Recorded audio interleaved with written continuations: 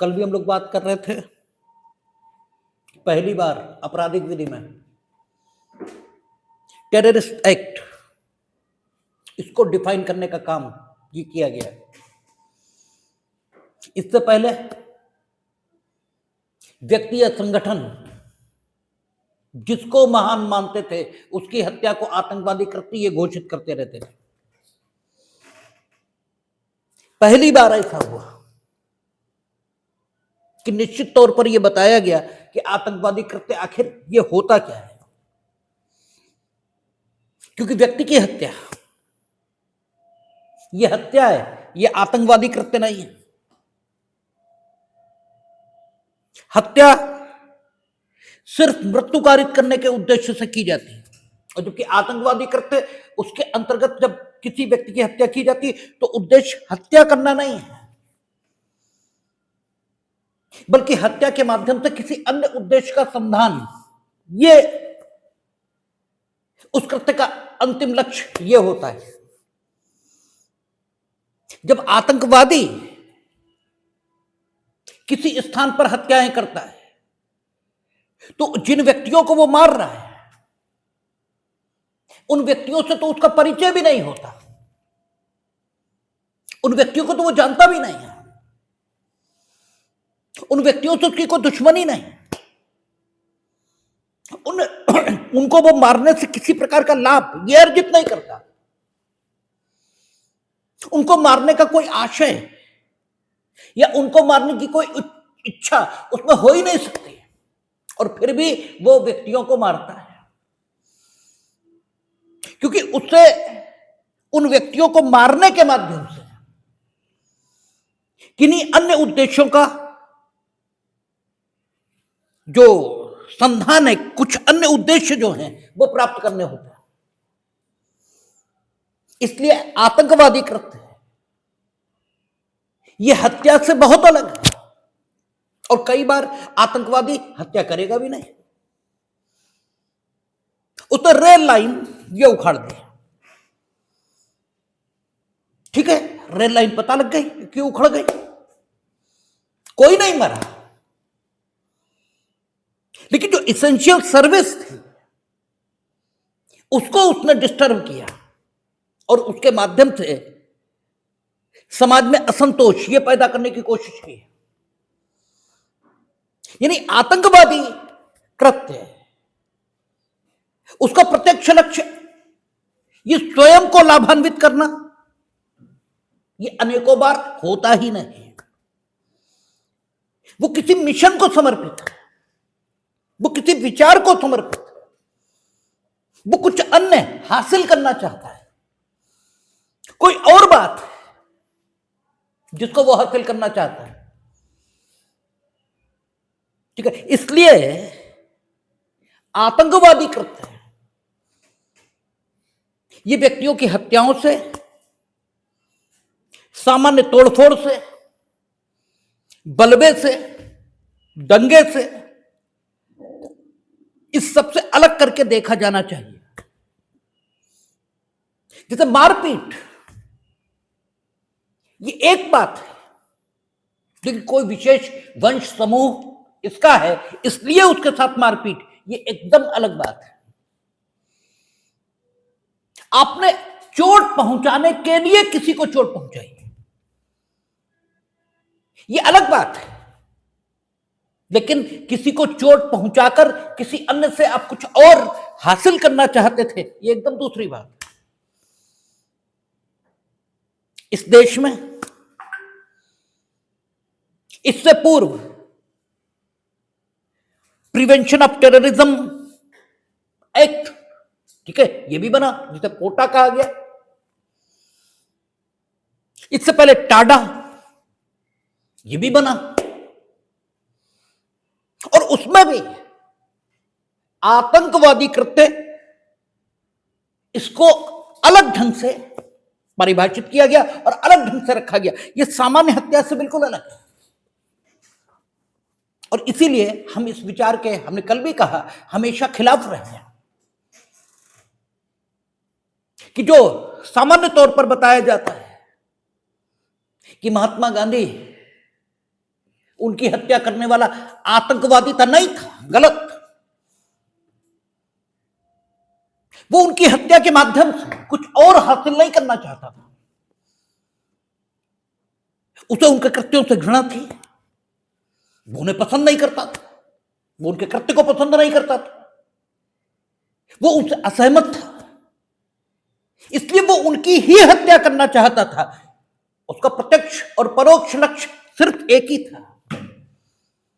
और मिस्टर गांधी, जिन्हें कुछ लोग महात्मा भी कहते हैं, वो किसी की नजर में कितने भी बड़े आदमी हों, लेकिन जो वास्तविकता है वो सिर्फ इतनी है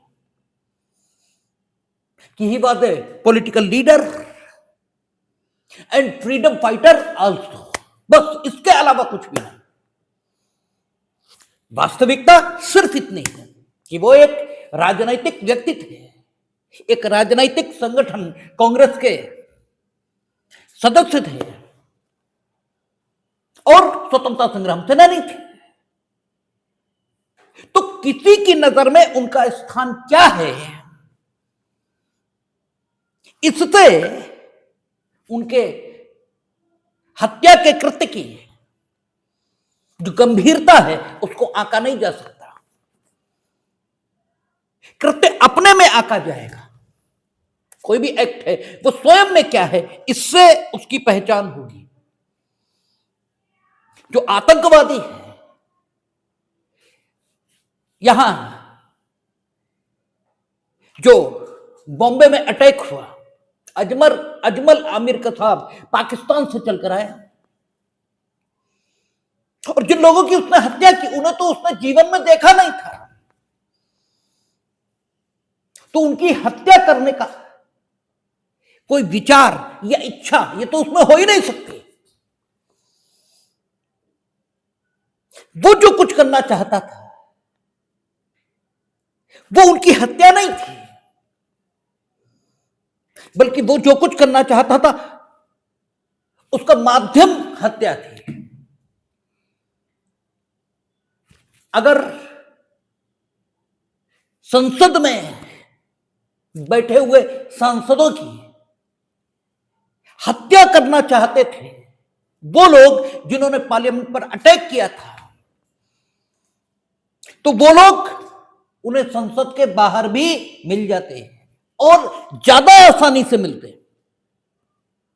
ठीक है, ज्यादा सुविधापूर्वक वो उपलब्ध होते और उनकी हत्या वे लोग कर सकते थे।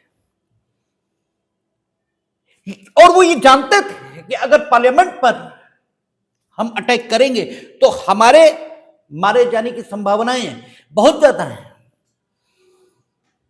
वहां से बचकर आने की संभावना बहुत कम है। और इसके बाद उन्होंने पार्लियामेंट पर अटैक किया था। अटल बिहारी वाजपेयी की सरकार का जमाना था और उन्होंने पार्लियामेंट में फायरिंग करने की कोशिश की थी, तो यह सामान्य हत्या का प्रयास नहीं कहा जा सकता, क्योंकि अगर यह सामान्य हत्या का प्रयास था तो जिनकी हत्या आप करना चाहते हो वो तो समाज में आपको बहुत आसानी से उपलब्ध हो जाते हैं। कोई सांसद अपने क्षेत्र में मिल ही जाता आपको बहुत आसानी से, और वहां उसकी हत्या ज्यादा आसान थी। इसके मतलब हत्या उद्देश्य नहीं था। उद्देश्य भारत सरकार को चुनौती देना था, भारत की अस्मिता को चुनौती देना यह उद्देश्य था। यह दर्शित करना संबंधित व्यक्तियों का लक्ष्य था कि वह संपूर्ण भारत की सामर्थ्य को चुनौती देना चाहते हैं। ठीक है, वे किसी व्यक्ति की हत्या नहीं करना चाहते, वे भारत के सामर्थ्य को चुनौती देना चाहते हैं। ठीक है, किसी भी देश का सामर्थ्य ये कुछ संस्थाओं में, कुछ व्यक्तियों में प्रतिध्वनित होता है। जैसे कई बेवकूफ आप पढ़ेंगे अखबारों में कि बोले नरेंद्र मोदी भी तो पाकिस्तान गए, हम चले गए तो क्या। नरेंद्र मोदी इस देश के प्रधानमंत्री हैं, वो बाइलेटरल टॉक के लिए जाएंगे, ठीक है, विभिन्न वैश्विक संगठनों की जब वार्ताएं होंगी तो वे भारत का प्रतिनिधित्व करेंगे और तुम नहीं जाओगे। तुम क्यों जाए, तुम क्यों गए? तुम्हारे पास तो भारत सरकार की ओर से कोई अधिकार नहीं है, कोई प्रतिनिधि नहीं हो तुम भारत सरकार के। आप एक दुश्मन देश से क्यों मिल रहे थे, वहां क्या करने जा रहे थे, ये आपको डिस्क्लोज करना ही होगा, ठीक है ना। तो चीजें अलग अलग होती हैं। प्रत्येक हत्या आतंकवादी कृत्य नहीं हो सकती है, और आतंकवादी कृत्य में जरूरी नहीं हत्या हो, ये जरूरी नहीं, ठीक है। हमने देखा था पार्लियामेंट पर जब अटैक हुआ था, उसमें कुछ सुरक्षाकर्मी, उनकी हत्याएं हुई थी। तो आपको मालूम है एक ही कृत्य है, विधि की तो भिन्न भिन्न डेफिनेशन उसके अंतर्गत आ सकता है। तो संबंधित व्यक्तियों के विरुद्ध, उसी में अफजल गुरु को फांसी हुई थी, ठीक है, और अफजल गुरु की पत्नी को 10 साल का कारावास ये हुआ था। तो अफजल गुरु के खिलाफ जो सेक्शंस लगे थे, वे भारत सरकार के विरुद्ध युद्ध करना ये लगे थे। खाली 302 सेक्शन 34 या 302 सेक्शन 120B 34 तो खैर आ ही नहीं सकता था। यह आता तो उसे साबित करना बड़ा मुश्किल होता, क्योंकि अफजल गुरु मौके पर उपलब्ध नहीं थे। यद्यपि हमने जब सेक्शन 34 यानी 3-5 पर आपसे बात की थी तो आपसे ये कहा था कि हिंसा जिन मामलों में इन्वॉल्व होती है उसमें सामान्यतः यह स्थिति रहती है कि सारे जो अपराधी होते हैं वो मौके पर उपस्थित होते हैं, लेकिन यह कोई एब्सोल्यूट रूल नहीं है। ऐसा भी हो सकता है कि हिंसा के मामलों में भी सारे अभियुक्त मौके पर न हो, तो अफजल गुरु के खिलाफ भी सेक्शन 34 आ सकता था तत्कालीन आईपीसी के मुताबिक। लेकिन चलिए वो कठिन भी हो जाए तो 120B आपराधिक षड्यंत्र ये तो आ ही जाता, 302 120B। अब हमें याद नहीं है कि जितने लोग पार्लियामेंट में घुसे थे उनमें से कोई जिंदा बचा था या सब सुरक्षा कर्मियों द्वारा मार दिए गए थे, वो घटना पुरानी हुई। लेकिन अगर उनमें से कोई बचा होगा तो उस पर भी 302 के साथ 121 यानी भारत सरकार के विरुद्ध युद्ध करना ये चार्ज भी लगा होगा,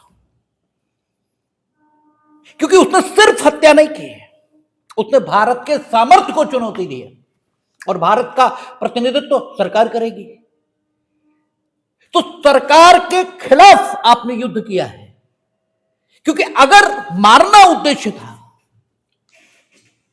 तो फिर जिनकी आप हत्या करने के लिए पार्लियामेंट में घुसे थे वो तो आपको अन्य स्थानों पर और अधिक आसानी से उपलब्ध हो सकते थे।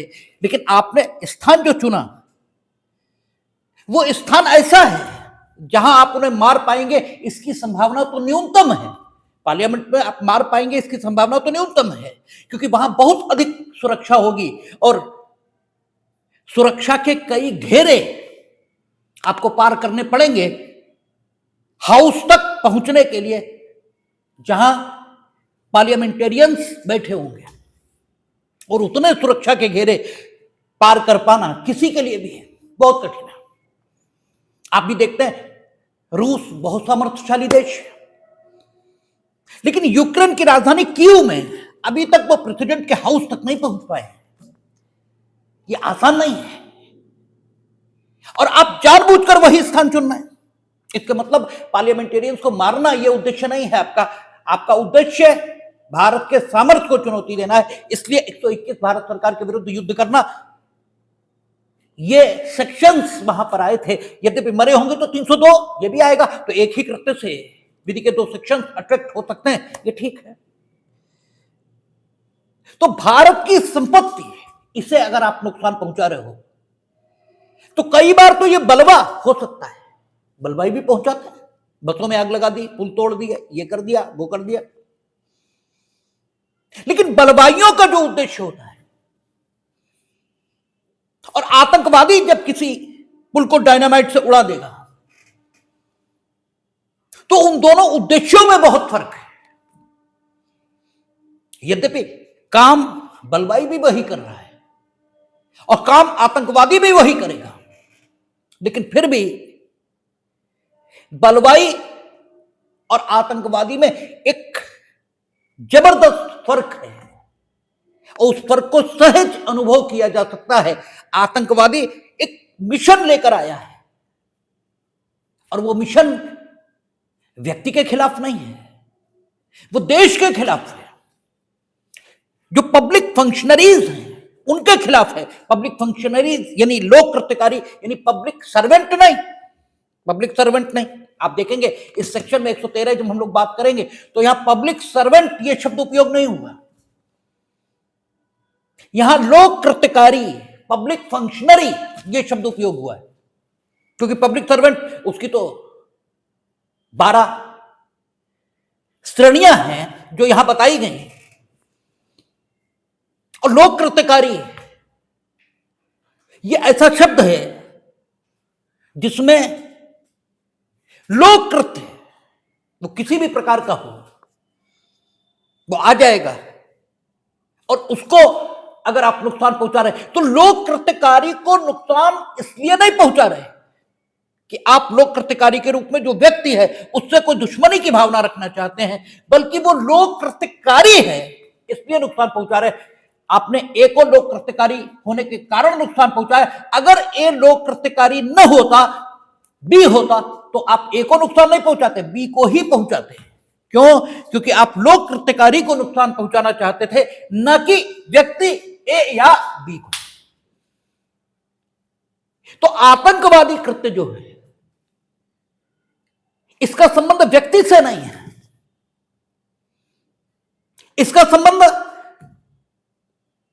वस्तु से नहीं है। आतंकवादी कृत्य का संबंध उद्देश्य से है, ठीक है ना? आतंकवादी कृत्य का संबंध उद्देश्य से है। हालांकि हत्या आदि, बलवा आदि ये कृत्य जब आप करेंगे तब भी, जैसे कोई कहता ना का गड्ढे पर घास और लकड़ियां बिछाता है कि कोई मर जाए, ठीक है ना, कोई मर जाए, लेकिन बस किसी को मारना लक्ष्य है। यहां पर फर्क यह है कि यहां किसी को मारना लक्ष्य है, और आतंकवादी भी किसी की भी हत्या करता है, लेकिन लक्ष्य किसी की हत्या करना नहीं है, लक्ष्य है भारत की सुरक्षा, इसको चुनौती देना, ठीक है ना? का गड्ढे पर घास और लकड़ियां बिछाता है, ठीक है, यहां भी यही कहा गया है कि का गड्ढे पर घास और लकड़ियां बिछाता है जिससे किसी की मृत्यु हो जाए। व्यक्ति विशेष इसकी मृत्यु कारित करने का आशय नहीं है। वहां भी जब हम लोग धारा 100 पढ़ रहे थे दृष्टांत का, तो हम लोगों ने देखा था, लेकिन फिर भी अंतर है। धारा 100 दृष्टांत का सिर्फ उस सिचुएशन की बात कर रहा है जिसमें व्यक्ति की मृत्यु, यही अभिप्रेत है, यही आशयित है, इसके अलावा कुछ भी आशयित नहीं, जो कि आतंकवादी कृत्य। इसमें व्यक्ति की मृत्यु हो, संपत्ति को नुकसान हो, यह आशयित नहीं है। व्यक्ति या संपत्ति को नुकसान हो या न हो, हमारे मिशन की पूर्ति हो, यह लक्ष्य है, ठीक है ना? तो अंतर बिल्कुल क्लियर है। इसीलिए हम बार बार कहते हैं, हर बार कहते हैं, हर मंच पर भी कहते हैं कि आपके पसंद के व्यक्ति की, या आप जिसको बहुत बड़ा आदमी मानते हैं, यदि सिर्फ उसी की हत्या करने के उद्देश्य से कोई काम किया जाए और संबंधित व्यक्ति की हत्या कर दी जाए, तो हत्या करने वाला सिर्फ हत्यारा है, वो आतंकवादी नहीं हो सकता, उसे आतंकवादी नहीं कह सकते। ये आतंकवादी इस डेफिनेशन को बढ़ाना है और अगर आपने इस डेफिनेशन को बढ़ाया तो नुकसान होगा, क्योंकि फिर प्रत्येक हत्यारा आतंकवादी की परिभाषा में आ सकेगा, क्योंकि कोई किसी को महत्वपूर्ण मानेगा, कोई किसी को महत्वपूर्ण मानेगा, और व्यक्तियों के महत्व के आधार पर अगर हत्यारों को आतंकवादी माना गया तो सारे हत्यारों को आतंकवादी मानने के बाद भी आप फांसी तो दे नहीं देंगे, ठीक है। और अगर आपने फांसी ना दी तो जब वो छूटेंगे या नहीं छूटे तो उनके जो नियर एंड डियर होंगे उनके मन में जो क्षोभ पैदा होगा वो नए प्रकार के लॉ ब्रेकर्स को जन्म देगा और समाज की शांति ये भंग हो जाएगी, ठीक है। तो ये तरीका ठीक नहीं कि जो कृत्य जैसा है उस कृत्य को उसी प्रकार से देखा जाना चाहिए। पॉलिटिकल माइलेज के लिए, राजनीतिक लाभ के लिए घटनाओं को बढ़ा चढ़ाकर प्रस्तुत करने की आदत ये कम से कम कानून की फील्ड में नहीं होनी चाहिए। और इसीलिए कानून ने कभी भी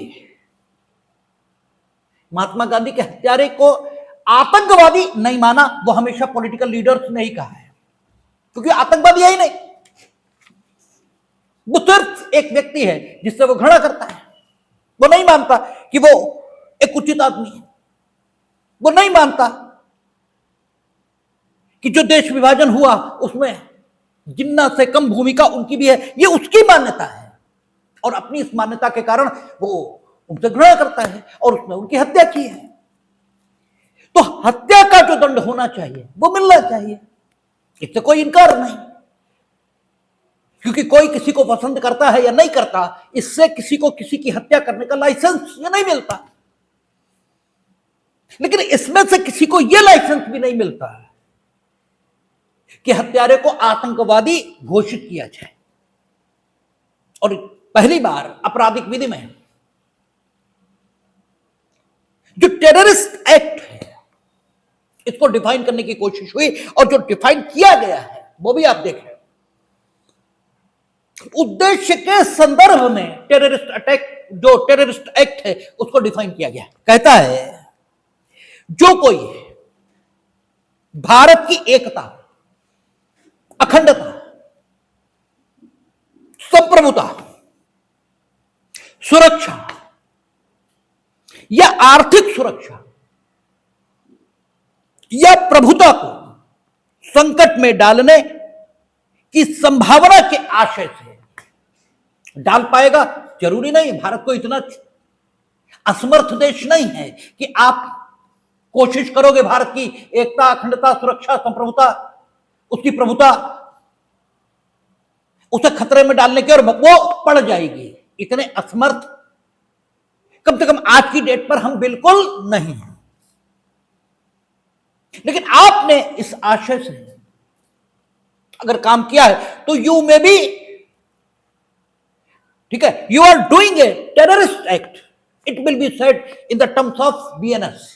ठीक है, कहता है जो कोई भारत की एकता, अखंडता, संप्रभुता, सुरक्षा या आर्थिक सुरक्षा या प्रभुता को संकट में डालने या संकट में डालने की संभावना के आशय से या भारत में या विदेश में या किसी विदेश में जनता अथवा जनता के किसी वर्ग में आतंक फैलाने या आतंक फैलाने की संभावना के आशय, यानी जो फर्स्ट पैरा है सेक्शन का, वो उन उद्देश्यों की चर्चा कर रहा है जिन उद्देश्यों से, उन साधनों के माध्यम से, जो साधन आगे बताए गए, आप वो काम करोगे जिसका अंतिम उद्देश्य फर्स्ट पैरा में बताए गए उद्देश्य हैं, तो आप आतंकवादी कृत्य करते हो ऐसा माना जाएगा।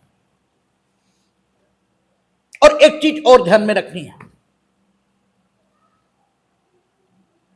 वो ये कि हमेशा आपराधिक विधि, इसके जो शब्द होते हैं उनका अर्थान्वयन कठोर होता है, ठीक है, उनका अर्थान्वयन उदार नहीं हो सकता। उसने कहा जो कोई भारत की एकता, ये ठीक है कि अगर कोई संत पुरुष है, ये बिल्कुल सही है, संत पुरुष स्वभाव की बात नहीं कर रहा, स्वभाव से संत पुरुष तो कोई भी हो सकता है, ठीक है, यानी कोई धर्म गुरु अगर उसकी कोई हत्या करता है या कोई धार्मिक नेता उसकी कोई हत्या करता है तो भारत की एकता को खतरा हो भी सकता है, क्योंकि अगर किसी धार्मिक नेता की हत्या होगी या किसी धर्मगुरु की हत्या होगी तो जो लोग वो हत्या करेंगे उनके बीच और जिस वर्ग का वो धर्मगुरु होगा उन वर्गों के बीच संघर्ष की संभावना होगी, लेकिन वो तभी होगी, हमेशा नहीं होगी। वो तभी होगी जब उस व्यक्ति की हत्या इसलिए की जाए कि वो अमुक संप्रदाय का धर्मगुरु है, ठीक है ना, अमुक संप्रदाय के धर्मगुरु, उनकी किसी से व्यक्तिगत दुश्मनी चल रही है और उसने उस धर्मगुरु की हत्या कर दी और वो डिफरेंट कम्युनिटी का आदमी है, तो ये हत्या है, ये आतंकवादी कृत्य नहीं है। जब इसलिए ये जानते हुए कि ये अमुक धर्मगुरु, ठीक है, अमुक कम्युनिटी का आदमी है और हम डिफरेंट कम्युनिटी के हैं, हम इसे मारेंगे तो दोनों ग्रुपों में संघर्ष होगा और सरकार के सामने एक स्थिति पैदा होगी, ठीक है, जो कि भारत की एकता को बनाए रखने के लिए हानिकर स्थिति होगी। ये जानकर, ये मानकर अगर धर्मगुरु पर आक्रमण हो रहा है तब इसे भारत की एकता को नुकसान पहुंचाने वाला कृत्य कहा जा सकता है और तभी इसे आतंकवादी कृत्य माना जाएगा। यह स्पष्टीकरण हमने इसलिए दिया, जैसे कुछ लोग कह सकते हैं ना कि महात्मा गांधी के हत्यारों को इसलिए आतंकवादी माना जाना चाहिए कि उनके मारे जाने से भारत की एकता को खतरा हो सकता था, तो भारत की एकता को कोई खतरा नहीं हो सकता था, क्योंकि इसलिए नहीं मारा उसने कि वो किसी विशेष वर्ग के हैं, इसलिए नहीं मारा उसने जो मारा इसलिए कि वो उन्हें पसंद नहीं करता था, वो उन्हें गलत आदमी मानता था और ये मानता था कि इसके सिवा कोई रास्ता ही नहीं, इसलिए उसने मारा। तो भारत की एकता से इस कृत्य का कोई मतलब नहीं है और क्रिमिनल लॉ में हमेशा लिटरल इंटरप्रिटेशन होगा। आपने मंदिर में चढ़ी हुई वस्तुएं चुरा ली स्मैक पीने के लिए, ये एक बात हुई, अब सिंपल चोर है, कोई दिक्कत नहीं है, आपने इसलिए चुराई है ताकि उसका आरोप दूसरे वर्ग पर लगे और दूसरे वर्ग और इस वर्ग में संघर्ष हो जाए। अब आपका कृत्य आतंकवादी कृत्य की श्रेणी में आ सकता है, क्योंकि अब आप भारत की एकता को नुकसान पहुंचाने के कृत्य कर रहे हो। जैसे आता ना पाकिस्तान की एजेंसी आईएसआई हमारे यहां सांप्रदायिक दंगे कराने की साजिश रच रही है। अब इस साजिश के परिणाम स्वरूप, इस साजिश के फर्दरेंस में अगर कोई मंदिर में जाकर, मस्जिद में जाकर अपवित्र काम कर रहा है, then he is doing a terrorist act. It may be said, but just for the, ठीक है, just to earn some money, अगर हम कहीं किसी पूजा स्थल में घुसकर कुछ कर रहे हैं तो ठीक है, हम सिंपल चोर हो सकते हैं, लेकिन ये आतंकवादी कृत्य बिल्कुल नहीं है, ठीक है। तो आतंकवादी कृत्य में सबसे पहले उद्देश्य पर ध्यान देना होगा कि who is doing such type of act, what is the real purpose of that person. तो अगर वो ये है कि भारत की एकता, भारत की अखंडता, यानी जम्मू कश्मीर भारत से अलग हो जाए, पंजाब भारत से अलग हो जाए, इस उद्देश्य को लेकर कोई संघर्ष चलाया जा रहा है, जरूरी नहीं उसमें हत्या की जा रही, उसमें यह भी हो सकता है कि हम अनशन पर बैठे हुए हैं, हमें मालूम है कि हम अनशन पर बैठेंगे तो एक सिविल वार जैसी स्थिति पैदा हो जाएगी, ठीक है। और हम इसलिए बैठे हुए हैं कि फला स्टेट को ऐसी ऑटोनॉमी मिलनी चाहिए जो लगभग भारत से उस क्षेत्र को बाहर ले जाएगी, ठीक है ना। हम किताबें लिख रहे हैं, हम बढ़िया लेक्चर दे रहे हैं, जरूरी नहीं, ठीक है। हालांकि लेक्चर देना, किताबें लिखना ये इसलिए नहीं आएगा क्योंकि अंदर लिखा है ना कि इन तरीकों से हम सिर्फ समझाने के लिए आपको ये बात कह रहे हैं, अन्यथा तो ये उद्देश्य प्राप्ति का प्रयास जब आप निम्नांकित साधनों के माध्यम से करेंगे, आप आतंकवादी कृत्य कर रहे हैं, ये तभी कहा जाएगा।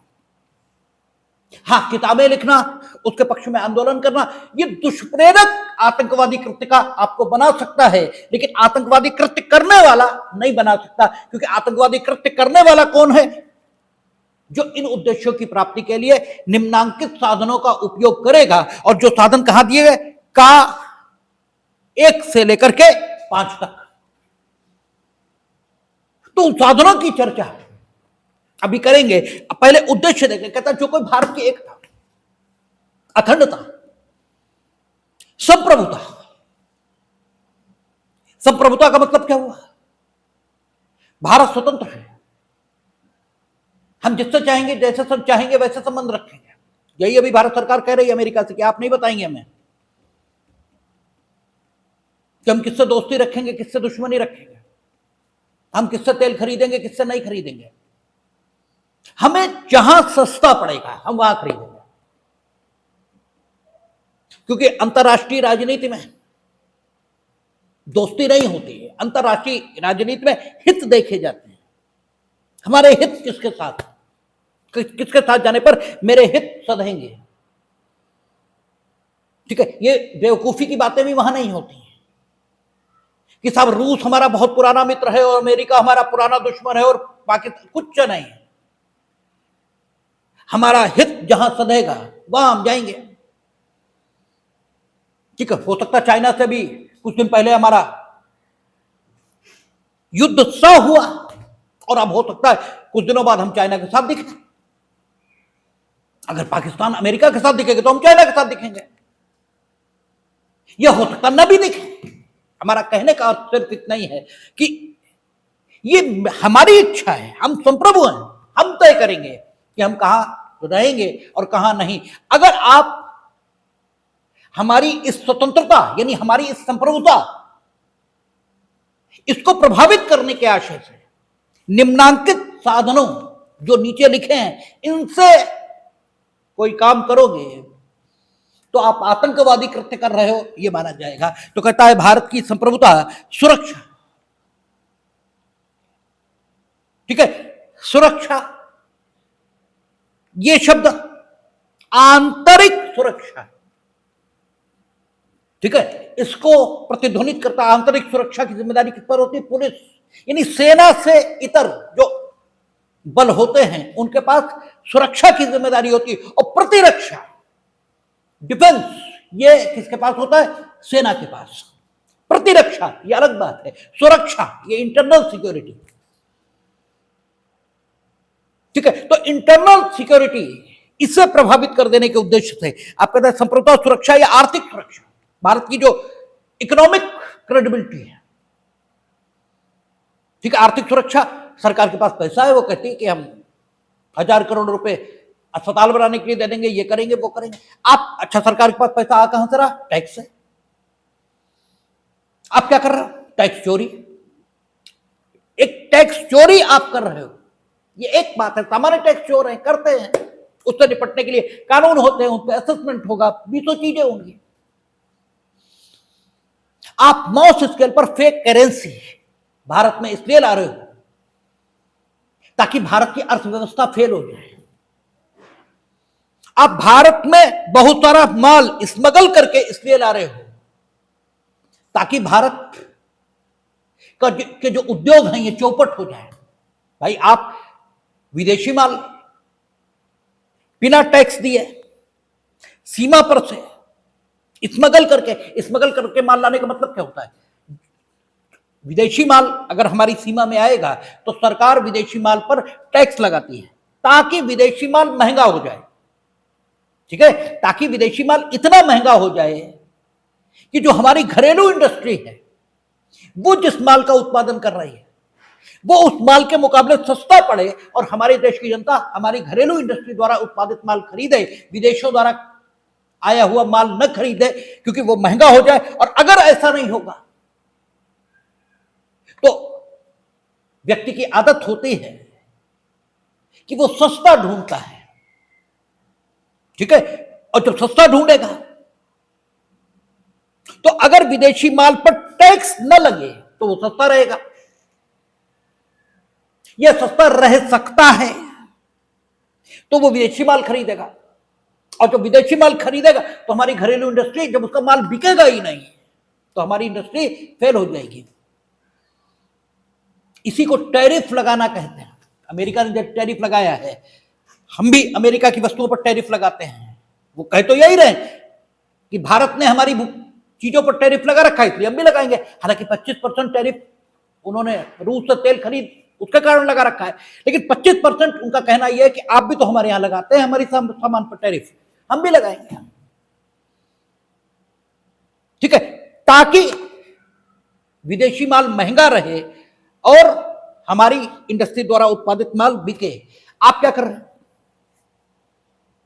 मौत स्केल पर माल स्मगल करके ला रहे, अर्थात सरकार द्वारा लगाया गया टैक्स दे ही नहीं रहे।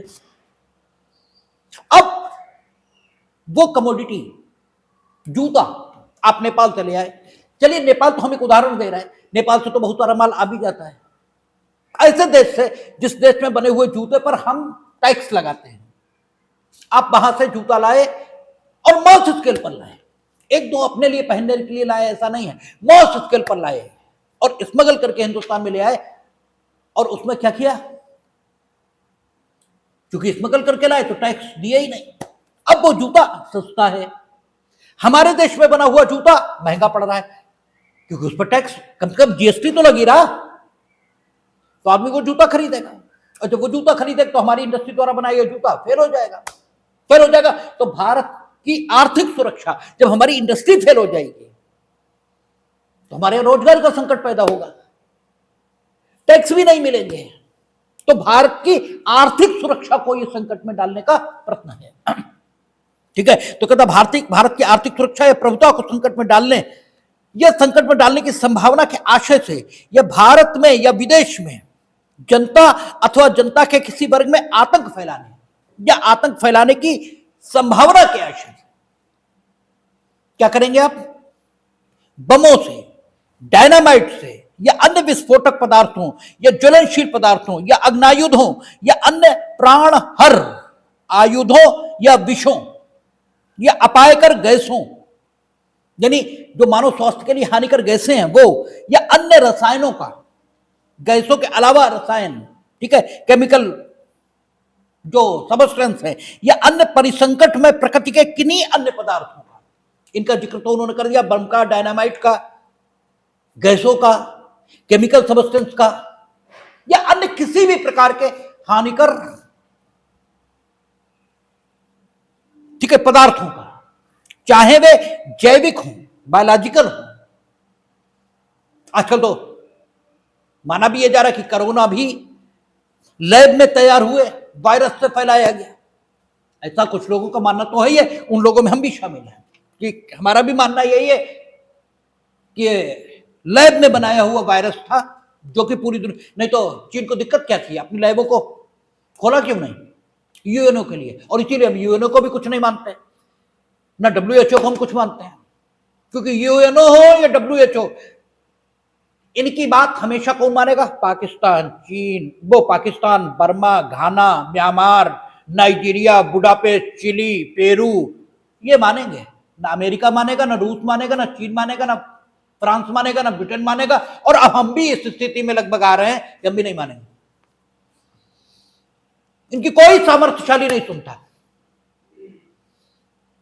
हमें डिबेट बोलने का शौक रहा, हम तो 9th क्लास में जब थे तो एक डिबेट का टॉपिक था कि संयुक्त राष्ट्र संघ विश्व शांति में सहायक है, इसके पक्ष में और इसके विपक्ष में बोलना था। हम विपक्ष में बोले थे और अपने द्वारा बोली गई वो लाइन आज तक हमें ध्यान है और वो बड़ी प्रासंगिक है आज भी,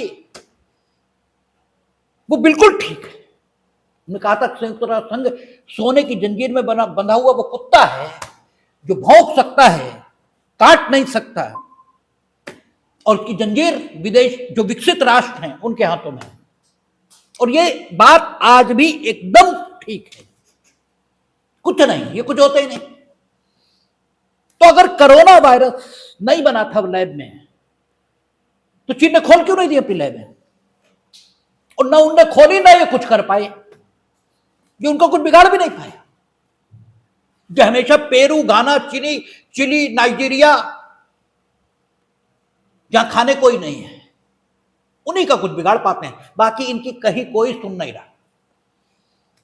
अब तो भारत के विदेश मंत्री भी अभी कहा था उन्होंने यूएनओ में कि अगर यूएनओ में संगठनात्मक बदलाव नहीं लाए जाते तो ये विश्व की आवाज नहीं बन रहा है। कोई मतलब नहीं है इसका, ठीक है। इजराइल का कुछ बिगाड़ लिया, मैं रोज तुम फिलिस्तीन के पक्ष में प्रस्ताव लाए, रोज उन्हें कुछ नहीं माना, ठीक है, उन्होंने कह दिया तुम रहने दो। किसी का ये कुछ नहीं बिगाड़ सकते।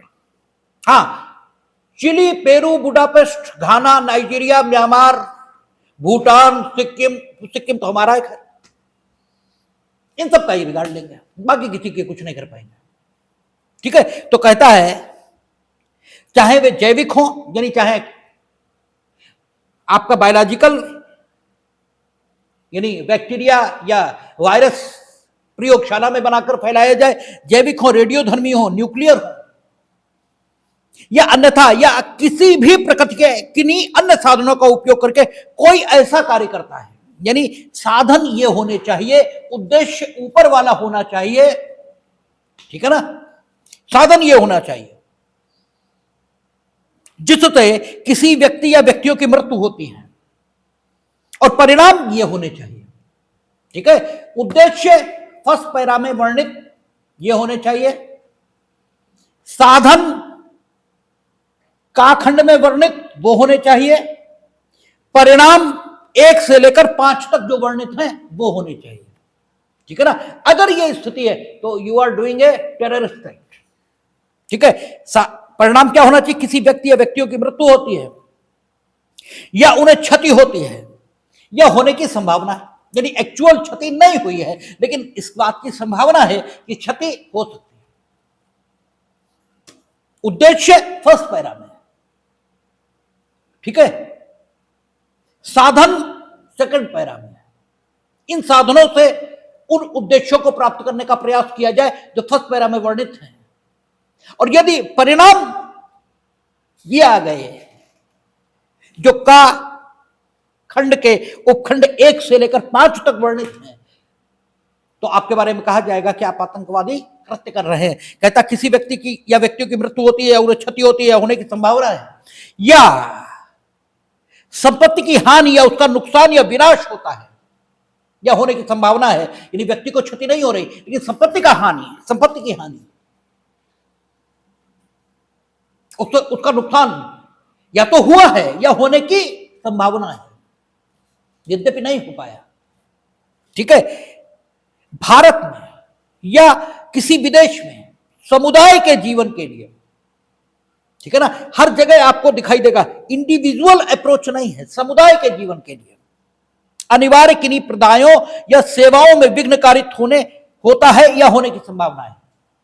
कोई किसी विशेष सेवा का नाम टेलीफोन, इंटरनेट, ठीक है, साइबर अटैक, इससे तो आज बस, ठीक है, सेवाओं में जबरदस्त झंझट पैदा हो जाएगा, ठीक है ना। अच्छा, और इसीलिए ऊपर क्या लिखा उन्होंने, जहां साधनों का जिक्र किया है वहां देखें साधनों में उन्होंने क्या कहा, बमों, डायनामाइट या अन्य विस्फोटक पदार्थों या ज्वलनशील पदार्थों या अग्नायुधों या अन्य प्राणहर आयुधों या विषों या अपायकर गैसों या अन्य रसायनों या परिसंकट में प्रकृति के किन्हीं अन्य पदार्थों का, चाहे वे जैविक, रेडियोधर्मी, न्यूक्लियर हो या अन्यथा। यानी ये तो सारे वैसे हुए जो आदमी का प्राण ले सकते हैं या उसे शारीरिक क्षतियां पैदा कर सकते हैं, या किसी भी प्रकृति के किन्हीं अन्य साधनों का उपयोग करके, किसी भी प्रकृति के किन्हीं भी अन्य साधनों का उपयोग करके। अब पिछली बात हम बदलेंगे जिसमें हमने कहा था कि भाषण देकर, लिखकर, उपन्यास लिखकर, ठीक है, आप किसी को प्रेरित कर रहे हो। अब तो वो सारी बातें भी यहां कवर हो गई, ठीक है। उसने कहा या किसी भी प्रकृति के किन्हीं अन्य साधनों का उपयोग करके ऐसा कोई कार्य करता है तो लिखना, बोलना, भाषण देना सब आ गया, ठीक है ना। तो कहता है जिसकी संभावना क्या है कि संपत्ति की हानि या उसका नुकसान या विनाश होता है या होने की संभावना है, भारत में या किसी विदेश में समुदाय के जीवन के लिए अनिवार्य किन्हीं प्रदायों या सेवाओं में विघ्न कारित होता है या होने की संभावना है, ठीक है ना। जो पब्लिक सप्लाई है, जो सप्लाई चेन है, उसको डिस्टर्ब करना, दूध इसका आना रोक देंगे, दवाई इसका आना रोक देंगे, सिविल नाकाबंदी ये करिए, हम इसके लिए भाषण कर रहे हैं कि सिविल नाकाबंदी करो। सिविल नाकाबंदी मीनिंग करवाइए, जिले से ना कुछ बाहर जाएगा ना जिले से अंदर आएगा, सीमाओं पर हजारों लोग, महिलाएं, बच्चे, ये हमने बैठा दिए, ठीक है। अब कुछ हो ही नहीं पा रहा है भाई, महिलाओं बच्चों पर क्या चढ़ा दें, कैसे करें, ठीक है। आप कुछ आने नहीं दे रहे, आप कुछ जाने नहीं दे रहे, जो आवश्यक वस्तुएं हैं उनका प्रदाय रोक दिया आपने, जो आवश्यक सेवाएं उनको आप डिस्टर्ब कर रहे हो, वायरस भेजकर, कैसे भी, ठीक है। तो कहता है कि सिक्के या किसी अन्य सामग्री की कूटकृत, यानी फेक करेंसी ये ला रहे हो आप, इससे भारत की आर्थिक सुरक्षा ये खतरे में पड़ जाएगी। आप ला रहे हो, लाना उत्प्रेरित कर रहे हो, लाना शुक्र बना, ठीक है, किसी भी ढंग से। कहता है कि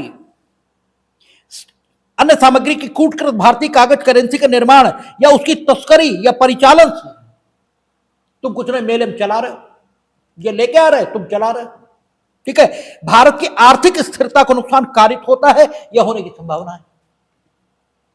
आप पर्सनल बेनिफिट के लिए, ठीक है ना, भारत की करेंसी की फेक करेंसी बनाकर चला रहे थे, ये एक बात हुई। और भारत की आर्थिक स्थिरता, इसको प्रभावित कर देना आपका उद्देश्य था, ये बिल्कुल दूसरी बात है। आप खुद में बहुत बड़े आदमी हो और करेंसी मंगा रहे हो, एक गिरोह बना रखा है आपने, ठीक है, कि चलाओ, आईएसआई भेजती ना फेक करेंसी यहां, तो खुद को लाभान्वित करना अगर उद्देश्य है, तब तो पूर्व की आईपीसी में 489 ए बी सी डी ये सारे सेक्शन थे। खुद को लाभान्वित करना उद्देश्य नहीं, भारत की आर्थिक स्थिरता इसको प्रभावित कर देना ये उद्देश्य। अब बात अलग हो गई है, ठीक है ना। तो कहता है कि भारत की प्रतिरक्षा, डिफेंस भारत का, या भारत सरकार किसी राज्य सरकार या उनके किन्हीं अभिकरणों के किन्हीं अन्य प्रयोजनों के संबंध में उपयोग की जाने वाली या उपयोग किए जाने के लिए आशयित भारत में या विदेश में किसी संपत्ति का नुकसान या विनाश होता है या होने की संभावना। अंग्रेजी में देखने कहता है damage or destruction of any property in India or in a foreign country used or intended to be used for the defense of India or in connection with any other purpose of the government of India, any state government or any of their agencies। यानी भारत में जो संपत्ति है या भारत में, ठीक है, भारत में कोई संपत्ति या भारत के बाहर कोई संपत्ति जिसका उपयोग भारत की प्रतिरक्षा के लिए या तो भारत सरकार द्वारा या किसी स्टेट गवर्नमेंट द्वारा या भारत सरकार या स्टेट गवर्नमेंट किसी एजेंसी द्वारा किए जाने की संभावना है, और उसको आप नुकसान पहुंचा रहे हो, कैसे, बमों से, डायनामाइट से या अन्य किसी भी साधन से, ठीक है, AK-57 हमने रूस से खरीदी, बंदरगाह पे आई, तब तक तुमने टारपीडो से उसके जहाज में छेद किया, वो समुद्र में डूब गई। अब वो संपत्ति है हमारी, जिसकी भारत के प्रतिरक्षा के प्रयोजनों से स्टेट गवर्नमेंट द्वारा या सेंट्रल गवर्नमेंट द्वारा या पुलिस या मिलिट्री द्वारा या अर्धसैनिक बलों द्वारा उपयोग किए जाने की संभावना थी। ये हमने उदाहरण दिए हैं। इसकी जगह, ठीक है, आपका कुछ ऐसे लेंस या चश्मे हो सकते हैं जिनसे नाइट विजन हो, रात में दिखाई पड़ता हो, ठीक है ना, जो भारत की प्रतिरक्षा के प्रयोजनों से संपत्ति के तौर पर उपयोग किए जाने के लिए आशयित हो, और वो आपने नष्ट कर दिए। साधन ऊपर के अपनाए, और ऊपर के साधन अब कहना बहुत प्रासंगिक इसलिए नहीं रह गया क्योंकि बम और डायनामाइट के अलावा उन्होंने कहा अन्य किसी भी साधन से, ठीक है ना, अन्य किसी भी साधन कहते ही फिर जो स्पेसिफिकेशन आया था बम और डायनामाइट के रूप में वो बहुत प्रासंगिक नहीं बचा। लेकिन फिर भी क्योंकि अधिकतर इन्हीं तरीकों से आतंकवादी कृत्य किए जाते हैं, इसलिए साधनों के तौर पर सेक्शन में उनका वर्णन हुआ है, ठीक है ना। अच्छा, कहता है खाखंड में लोक कृत्यकारियों को आपराधिक बल के द्वारा या आपराधिक बल का प्रदर्शन करके आतंकित करता है। लोक कृत्यकारी, public functionaries, not public servant, public servant नहीं, ठीक है, क्योंकि पब्लिक सर्वेंट उसे माना था जो भारत सरकार से, ठीक है, 11 श्रेणियां थी, 12वीं श्रेणी थी, भारत सरकार से वेतन लेता है, कमीशन प्राप्त करता है, पारिश्रमिक। अब उच्चतम न्यायालय के न्यायाधीश हैं, हालांकि वो तो पब्लिक सर्वेंट की एक श्रेणी में आ ही जाएंगे, ठीक है, वो अलग से दी हुई है, लेकिन नियंत्रक एवं महालेखा परीक्षक है, ठीक है, हो सकता है वो 11 श्रेणियों 12 श्रेणियों में कहीं पे ना है, कहीं पे ना है, और भारत सरकार से वो वेतन लेते ना, ठीक है ना। तो ऐसे लोग हो सकते हैं जो पब्लिक फंक्शनरी हो, लोक कृत्यकारी हो, और पब्लिक सर्वेंट इस डेफिनेशन से बाहर हो जाए। इसलिए यहां पब्लिक सर्वेंट शब्द से बचा गया है, यहां लोक कृत्यकारी, पब्लिक फंक्शनरी इस शब्द को लाए और कहा कि लोक कृत्यकारियों को आपराधिक बल, आपराधिक बल हम लोगों ने पीछे भी देखा था, बल, आपराधिक बल, उनकी डेफिनेशंस आई थी, ठीक है ना। तो आपराधिक बल के द्वारा या आपराधिक बल का प्रदर्शन करके आतंकित करता है या ऐसा करने का प्रयत्न करता है। आतंकित करने का मतलब क्या होता है, जो तुम करते हो वो नहीं करोगे, आतंक इतना पैदा करेंगे कि आप वो नहीं करेंगे, या हम जो चाहते हैं वो आप करें, ठीक है। या किसी लोक कृत्यकारी की मृत्यु कारित करता है, या किसी लोक कृत्यकारी की मृत्यु कारित करने का प्रयत्न करता है, या किसी व्यक्ति को निरुद्ध करता है। इसे अंग्रेजी में पढ़ेंगे, ये सेक्शन गलत लिखा हुआ है, हिंदी में अगर पढ़ेंगे तो कंफ्यूजन होने लगेगा। आप हिंदी में एक बार पढ़ के देखें, कंफ्यूजन हो जाएगा। देखिए, कहें किसी व्यक्ति को निरुद्ध करता है, उसका विपरण या अपहरण करता है, या ऐसे व्यक्ति को मारने या क्षति पहुंचाने की धमकी देता है, या शब्द ले आए, या भारत सरकार, किसी राज्य सरकार या किसी विदेश की सरकार या किसी अंतरराष्ट्रीय सरकार या अंतर सरकारी संगठन या किसी अन्य व्यक्ति को कोई कार्य करने या किसी कार्य को करने से प्रवृत्त रहने के लिए बाध्य करने के लिए कोई अन्य कार्य करता है। इससे थोड़ा सा मिसकॉन्सेप्शन होता है, अंग्रेजी में पढ़ेंगे बिल्कुल क्लियर है।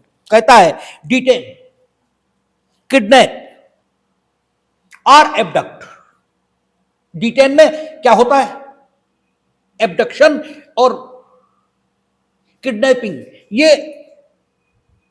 व्यक्ति के द्वारा की जाती है, यानी एक स्थान से दूसरे स्थान पर जाने के लिए या तो व्यक्ति के द्वारा विवश किया जाता है या स्वयं ले जाया जाता है। जबकि डिटेन में क्या होता है, जो व्यक्ति डिटेन है वो एक स्थान पर होता है, बस उस स्थान से जाना रोक दिया जाता है, लाया नहीं जाता है, जाना रोक दिया जाता है, ठीक है। डिटेंशन और किडनैपिंग और एब्डक्शन, इसके बीच जो मूलभूत अंतर है वो यही है। एब्डक्शन या किडनैपिंग में आप किसी को कहीं से लाएंगे, ठीक है ना। हम लोग पढ़ेंगे एब्डक्शन और किडनैपिंग की परिभाषा, कहेगा जब किडनैपिंग को परिभाषित करेगा कि विधिपूर्ण संरक्षकता से ले जाता है या बहका ले जाता है, भारत की सीमाओं के परे प्रवाण कर देता है, यानी ट्रांसपोर्ट कर देता है, करता है, ठीक है। और एब्डक्शन में पढ़ेंगे वहां कहेगा कि जब कोई किसी व्यक्ति को एक स्थान से बल द्वारा विवश करके प्रवंचनापूर्ण साधनों से या अन्य किसी तरीके से जाने के लिए विवश कर देता है, यानी एक स्थान से मूवमेंट करा रहा है किसी अन्य स्थान के लिए, जबकि परिरोध यानी डिटेन, इसको जो पढ़ेंगे तो क्या कहेगा, जबकि आप किसी व्यक्ति का किसी भी दिशा में जाना असंभव बना देते हैं तो आपने उसे डिटेन कर लिया है, परिरुद्ध कर लिया है। तो डिटेंशन अलग बात होती है, एब्डक्शन और किडनैपिंग अलग बात होती है। डिटेंशन व्यक्ति को कहीं जाने से रोका जाता है, एब्डक्शन और किडनैपिंग में व्यक्ति को, ठीक है, कहीं ले जाया जाता है, फर्क है, ठीक है ना। इसलिए उसने सारे शब्द कहे, detain, kidnap or abduct any person and threatening to kill or injure such person. Such person कौन, जिसे आपने डिटेन कर रखा, जिसे आपने विपरण किया, जिसका आपने अपहरण किया, उसे आप क्षति पहुंचा रहे हैं या क्षति पहुंचाने की धमकी दे रहे हैं। और डज एनी अदर एक्ट, काहे के लिए, in order to compel the government of India, any state government or the government of a foreign country or an international or intergovernmental organization or any other person to do or abstain from doing any act। आप किसी व्यक्ति को निरुद्ध कर रहे हैं, उसका विपरण कर रहे हैं, उसका अपहरण कर रहे हैं और उसे क्षति पहुंचाने की धमकी दे रहे हैं, इसलिए कि केंद्र की सरकार को, राज्य की सरकार को, किसी अन्य देश की सरकार को, किसी अंतरराष्ट्रीय संगठन को या किसी अन्य व्यक्ति को आप कुछ करने के लिए विवश करें या कुछ करने से विरत रहने को आप विवश करें। जैसे आप देखते हैं, उन्होंने कहा कि जाने 2 करोड़ रुपए दो, जाने के लिए विमान दो, फलाने को छोड़ो, ठीक है, इसलिए हमने पकड़ लिया, ठीक है, प्राइम मिनिस्टर की बेटी को या बेटे को या पत्नी को, तो वो भी माना जाएगा, ठीक है। काखंड में नहीं बल्कि खाखंड और गाखंड ये अलग है। काखंड में जो साधन बताए गए उनके साथ परिणाम बताए गए, ये परिणाम, और खाखंड और गाखंड, ठीक है, ये स्वतंत्र हैं, ठीक है, ये स्वतंत्र हैं। इनमें आपने साधनों का उपयोग ऊपर वाला किया है या नहीं किया इससे मतलब नहीं, आपने विपरण किया, कैसे किया मतलब ही नहीं, आपने डिटेन किया, कैसे किया पता ही नहीं, मतलब ही नहीं है। आपने डिटेन किया, एब्डक्ट किया या किडनैप किया और क्षति पहुंचाने का धमकी दे रहा, और उद्देश्य आपका क्या है कि केंद्र सरकार आदि इन्हें कुछ करने के लिए आप विवश करो या ना। और खाखंड में आप आपराधिक बल का प्रदर्शन कर रहे हो, किस ढंग से कर रहे हो इसका मतलब नहीं है, इसका मतलब नहीं है ऊपर वाले साधनों से कर रहे हो या ऊपर वाले साधनों से स्वतंत्र रूप में कर रहे हो, क्योंकि खा और गा अपने में स्वतंत्र है, ठीक है ना। का स्वतंत्र है, खा गा स्वतंत्र है, ठीक है, और जो फंस पैरा है, ठीक है, वो तो सबके साथ पढ़ाई जाएगा, ठीक है। अल्टीमेट जो उद्देश्य है वो भारत की प्रभुता, अखंडता, सुरक्षा, इस सबको खतरे में डालने का है। तो आप आतंकवादी करते हैं ऐसा माना जाएगा, ठीक है। अब उन्होंने एक्सप्लेनेशन में बताया है कि लोक कृत्यकारी ये किसे मानेंगे हम, तो कहता है लोक कृत्यकारी से संवैधानिक प्राधिकारी, जिन जो कॉन्स्टिट्यूशनल फंक्शनरीज हैं, जिनका जिक्र कॉन्स्टिट्यूशन ऑफ इंडिया में है, वो उच्चतम न्यायालय के न्यायाधीश हों, उच्च न्यायालय के हों, अकाउंटेंट जनरल हों, जिनका संविधान में जिक्र है, या केंद्रीय सरकार द्वारा राजपत्र में लोक कृत्यकारी के रूप में अधिसूचित कोई अन्य कृत्यकारी अभिप्रेत हैं, या पब्लिक फंक्शनरी के रूप में सेंट्रल गवर्नमेंट ने जो उनका गजट है ऑफिशियल, उसमें उन्हें पब्लिक फंक्शनरी घोषित कर रखा है, ठीक है। फेक काउंटरफिट करेंसी, ठीक है, आपका काउंटरफिट इंडियन करेंसी, इससे मतलब क्या है, ऐसी कूटकृत करेंसी अभिप्रेत है जो किसी प्राधिकृत या अधिसूचित न्याय संबंधी प्राधिकारी द्वारा यह परीक्षा करने के पश्चात कि ऐसी करेंसी भारतीय करेंसी के मुख्य सुरक्षा लक्षणों की अनुकृति है या उसके अनुरूप है, उस रूप में घोषित की जाए। भारत की जो करेंसी होती है, यदि आप कोई भी 500 का 1000 का नोट लेंगे ठीक है, तो आप देखेंगे उसके अंदर बहुत सारी चीजें, आपको ऐसे करके देखेंगे तो बहुत सारी चीजें अंदर बनी हुई आपको दिखाई देंगी। उन अंदर बनी हुई चीजों के आधार पर जो सरकारी टकसाल आदि के अधिकारी होते हैं वो ये बता पाते हैं कि ये असली है या फेक। आप कहते हैं बैंक में दिखा लो, बैंक वाले देखकर ये कह रहे हैं ये फेक है। ठीक है, तो उसने वही कहा कि जो किसी प्राधिकृत या अधिसूचित, ठीक है, ऑथोराइज जिसे किया गया है फेक करेंसी को फेक घोषित करने के लिए, ठीक है ना, या जिसे नोटिफाई किया है गवर्नमेंट ने कि अमुक व्यक्ति या अमुक प्राधिकारी फेक करेंसी को फेक करेंसी घोषित कर सकेगा। आप देखेंगे अभी एक नया चलन शुरू हो गया है। आप 10 का सिक्का जरा दीजिएगा विशेषकर ई रिक्शा वालों को, तो वो बताएंगे ऐसे देख के ये तो नकली है। तो उस दिन हमें तो बहुत ही गुस्सा आया, हमने कहा चलो डीएम साहब पास चल रहा हूं और तुम कहना ये नकली है। तुम कैसे कह सकते हो ये नकली है? भारत सरकार की ओर से कुछ नहीं आया, कहीं कुछ नहीं है। यह भी भारत की मुद्रा को फेल करने की कोशिश है। ठीक है, एक अनपढ़ जनता में इस ढंग का भाव, ठीक है, जो जनता पढ़ी लिखी नहीं है उसमें ऐसा भाव प्रदर्शित कर देना कि 500 का नोट असली है, कि असली नहीं है। ठीक है भाई, 500 के नोट के मान लीजिए 5-6 मेक चल रहे हैं, 5-6 तरीके के 500 के नोट। अब उनमें से 2 तरीके आपने बता दिए वो फेक है, यह अफवाह आपने फैला दी, तो भारत की जो आर्थिक सुरक्षा है ये संकट में पड़ जाएगी, क्योंकि वो कोई लेगा नहीं। और वो 2 तरीके के मान लीजिए हमारे पास 50,000 रुपए रखे हैं तो हमारे 50,000 बेकार हो गए, क्योंकि जब कोई लेगा ही नहीं तो हम उनका करेंगे क्या? ठीक है, वो तो सिर्फ कागज के टुकड़े हो गए। तो जो जानबूझकर भारत की आर्थिक सुरक्षा को संकट में डालने के लिए अगर करेंसी को फेल करने की कोशिश करता है वो भी आतंकवादी कृत्य करता है, ऐसा माना जा सकता है। ठीक है ना, तो जो नोटिफाई एजेंसी की जाए उसके द्वारा अगर ये घोषित किया जाए कि ये जो करेंसी आप लिए ये भारत की जो करेंसी है उसके अनुरूप है, यानी वो नहीं है भारत की करेंसी नहीं है, उसके अनुरूप उसके जैसी बनाई गई, तो इसे कूटकृत भारतीय करेंसी कहा जाएगा। और इसका उपयोग अगर भारत की आर्थिक सुरक्षा को खतरे में डालने के लिए आप कर रहे हैं तो आप आतंकवादी कृत्य करते हो, ऐसा माना जाएगा।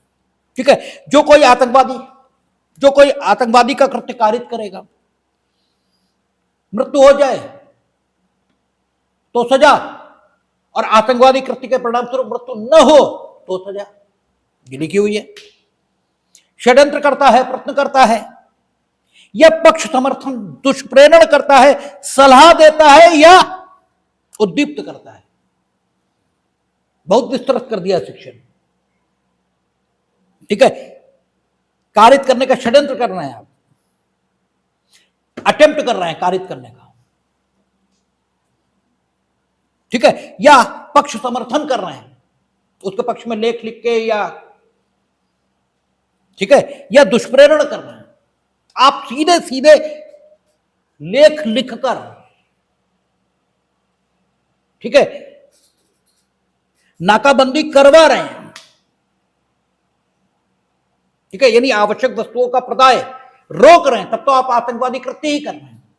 और आप फेसबुक पर लिख रहे हैं कि भाई किया तो ठीक ही है। आपने ये नहीं कहा कि करो, आपने ये कहा कि किया तो ठीक है। ठीक है, तो आपने पक्ष का समर्थन किया है। ठीक है, आप इस सेक्शन से गवर्न होंगे। ठीक है, और जिसने करवाया है लिखकर वो आतंकवादी कृत्य कर रहा है, उससे शासित होगा। ठीक है, कहता है यह पक्ष समर्थन दुष्प्रेरण करता है, या आप सलाहें दे रहे हो कि अगर आप भाषण यूट्यूब पर डाल दो तो ज्यादा बढ़िया हो जाएगा। ठीक है ना, तो आप सलाहें दे रहे हो। ठीक है, तो सलाह देना और करना 2 अलग अलग बात है। तो सलाह देता है या उद्दीप्त करता है। आप जिसे पानी पर रखना कहते हैं, अरे होगा, पुलिस ने पकड़ लिया तो क्या, 20 डंडे ही तो लग गए। महात्मा गांधी ने तो बहुत डंडे खाए, क्योंकि आपके विचार पड़ गए तो क्या, इससे को डरना चाहिए। यह उद्दीप्त करता है, यह प्रत्यक्ष रूप से यह जानते हुए उसे सुकर बनाता है, या किसी आतंकवादी कृत्य को प्रारंभ करने के लिए कोई कार्य करता है। आपने पूरा आतंकवादी कृत्य नहीं किया, लेकिन उसे प्रारंभ करने के लिए कोई काम किया, प्रारंभ करने के लिए कुछ भी कर दिया, ठीक है, तो वह ऐसी अवधि के कारावास से दंडनीय होगा जो 5 वर्ष से कम नहीं होगा, आजीवन कारावास तक हो सकेगा, आदि आदि, ठीक है। प्रशिक्षण देने के लिए आप प्रशिक्षण शिविर, कैंप, जो कोई आतंकवादी कृत्य का प्रशिक्षण देने के लिए किसी कैंप या किन्हीं कैंपों का आयोजन करता है या आयोजन किया जाना कारित करता है, या आतंकवादी कृत्य को कारित करने के लिए किसी व्यक्ति या किन्हीं व्यक्तियों को भर्ती करता है, ठीक है, तो अमुक सजा मिलेगी।